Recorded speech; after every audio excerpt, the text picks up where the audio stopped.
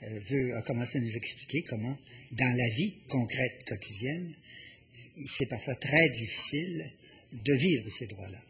Oui. J'ai démontré que des espaces communs, lieux, temps, il n'y en avait plus au niveau des jeunes enfants. Mais il peut y avoir un certain pourcentage des jeunes qui sont disponibles le lundi et que moi, je vais préparer au sacrement.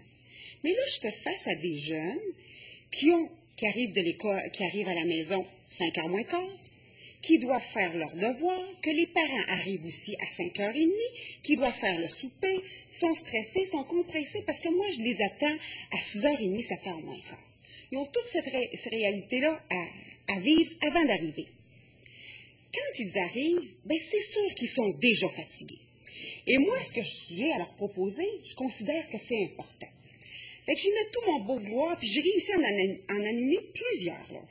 On se pose des questions, c'est actif et tout ça, sauf que c'est énormément demandé. Moi, je suis une catéchète qui a des cours de théologie, qui a une certaine compétence. Mais des catéchètes compétents, il n'y en a pas beaucoup. Il y en a même très peu. Ça veut dire qu'on va aller chercher parmi la population du monde qui veulent peut-être donner un coup de pouce, parce que sinon, le jeune, on leur dit aux parents, on manque de catéchètes, vos jeunes ne pourront pas faire telle préparation au sacrement. Mais là, on a des parents, des grands-parents qui sont pas formés, à qui on donne des manuels, des parcours à lire vite, pour qu'on essaie de transmettre ça. Ça veut dire que le catéchète bénévole qui arrive là n'est pas toujours très compétent et il se produit des erreurs grossières, des erreurs énormes. J'en donne une, j'en cite une. Dans une des paroisses de Sherbrooke, il y a un catéchète qui a demandé à ces jeunes de fouiller dans la Bible, de trouver un passage. Les jeunes ont de la difficulté à le faire. Le catéchète leur dit, « Oh, mais là, faites attention, l'enfer vous guette. » Puis il dit, « Puis vous êtes chanceux, parce qu'il y a juste les catholiques qui ont le droit au ciel. » Là, en partant avec ça, ça démolit tellement de choses qu'on essaie de construire. Et les parents, qu'est-ce qu'ils font? Quand le jeune arrive avec des propos comme ça, ils disent, c'est bien de valeur, hein? Mais la préparation au sacrement, puis tout ce qu'ils vont te proposer en paroisse, là, mais c'est fini. C'est pas parce qu'il n'y avait pas une soif, c'est pas parce que le parent n'avait pas un goût, mais il n'y avait pas de compétence. Ça, c'est la réalité qu'on a. Mais il y en a des bons. OK. On a trop peu de temps. Moi, on m'offre un parcours qui change à tous les 2-3 ans, parce qu'il y a des nouveautés, ce qui fait que je ne suis jamais vraiment compétente dans mon parcours, à moins d'y donner plein d'heures. Et là, d'y donner plein d'heures, moi j'ai une formation. Il y en a plein qui n'ont pas ce temps-là. Ça veut dire que c'est une job énorme, c'est des parents qui travaillent, qu'il faut qu'ils assument le devoir de ses parents, il faut qu'ils fassent. Puis là, on leur dit, ben là, il faudrait une bonne dizaine d'heures par semaine pour le saisir, le comprendre. C'est une aberration. Okay? Sauf que, bon, ce programme-là, ce parcours-là que j'ai à donner, moi, cette année, devrait se faire en 30 heures.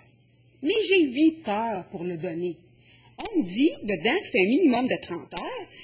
J'ai 4 rencontres de 1 heure à l'automne, 4 à l'hiver, avec des enfants fatigués. OK. Ça veut dire que j'arrive pas à transmettre mon parcours, qui est pourtant génial. S'il y a quelque chose qui s'est créé de positif avec l'implication des parents, de la communauté, c'est qu'on a créé des parcours géniaux.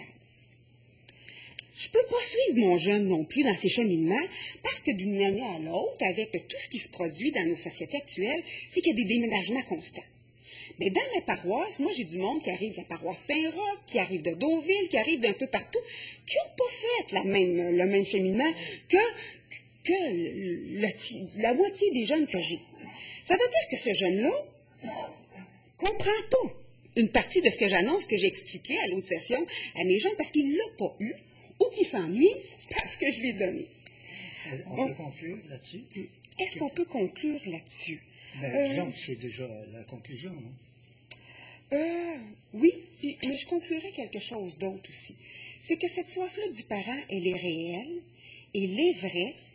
Le parent ne peut pas le transmettre parce qu'il y a eu un trou qu'il n'a pas demandé. Hein? Ces connaissances-là, il ne les a pas eues, il ne les a pas demandées, mais il a fait comme moi, il a grandi dans un système qui l'a mal nourri. Parce que c'était pas formé par l'Église, c'était formé par des manuels et tout ça.